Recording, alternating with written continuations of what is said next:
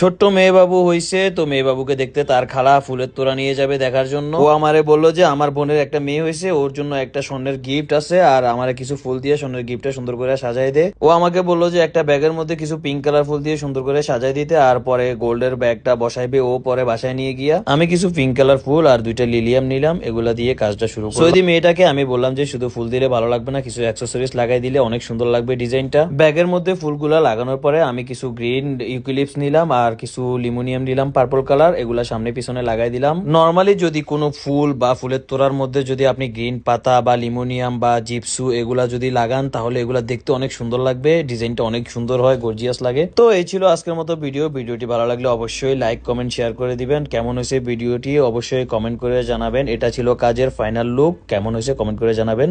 আর যারা নতুন চ্যানেলটি সাবস্ক্রাইব করে দিবেন। আল্লাহ হাফেজ, ভালো থাকবেন সবাই।